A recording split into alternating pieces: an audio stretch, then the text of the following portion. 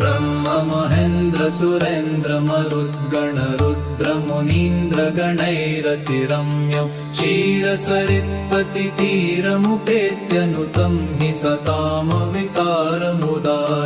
भूमिभर प्रशमार्थमथ प्रथित प्रकटीकृतचिद्घनुमूर्तिं त्वां भजतो रघुनन्दन देहि दयाघन मे स्वपदाम्बुजदास्यम्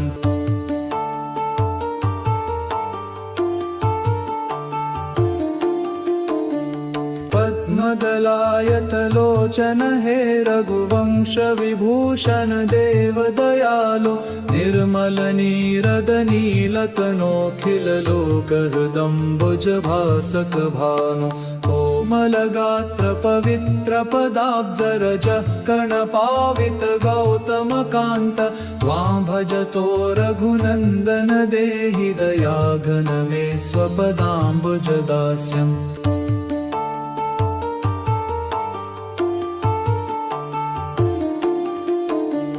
पूर्णपरात्पर पालय मामतिदीनमनाथमनन्त सुखाब्धे प्रावृणदभ्रतडित्सु मनोहर पीतवराम्बर राम नमस्ते कामविभञ्जन कान्ततरानन काञ्चन भूषण रत्न किरीट त्वां भजतो रघुनन्दन देहि दयाघन मे स्वपदाम्बुजदास्यम्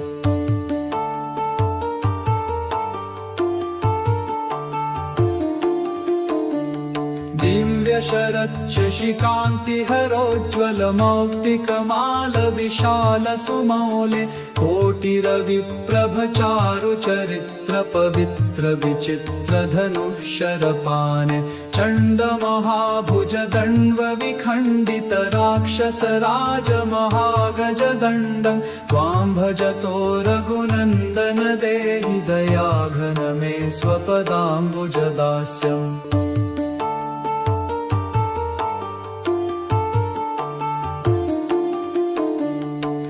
दोषविहिंस्रभुजङ्ग सहस्र सुरोष महानलकीलकलापे जन्मजरामरणोर्मिमये मदमन्मथनक्र विचक्र भवाब्धौ दुःखनिधौ च चिरं पतितं कृपयाद्य समुद्धर राम ततो मां त्वां भजतो रघुनन्दन देहि दयाघन मे स्वपदाम्बुजदास्यम्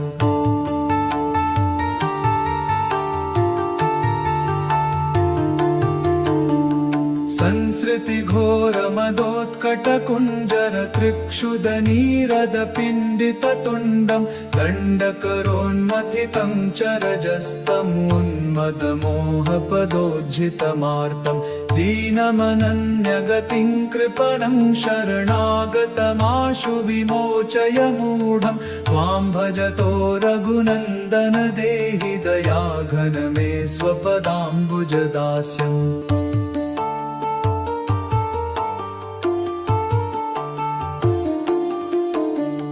जन्मशतार्जित पाप समन्वित हृत्कमले पतिते पशुकल्पे हे रघुवीर महारन धीर दयां कुरु मय्यति मन्दमनीषे त्वं जननी भगिनी च पिता मम तावदसि त्ववितापि कृपालो त्वां भजतो रघुनन्दन देहि दयाघन मे स्वपदाम्बुजदास्यम्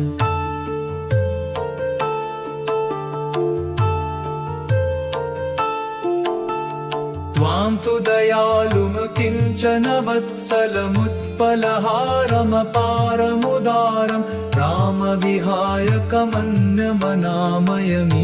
जनन् शरणं ननुयायं त्वत्पदपद्ममतः श्रितमेव मुदा खलु देव सदा वससीत त्वां भजतो रघुनन्दन देहि दयाघन मे स्वपदाम्बुजदास्यम्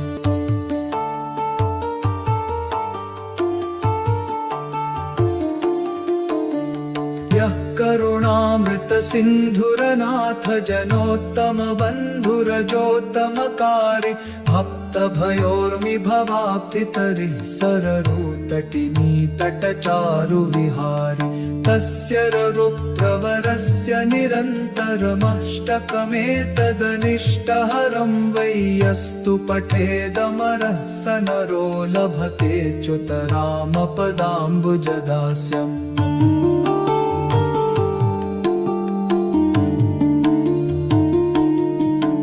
इति श्रीमन्मधुसूदनाश्रमशिष्याच्युतयति विरचितम् श्रीसीतारामाष्टकम् सम्पूर्णम्।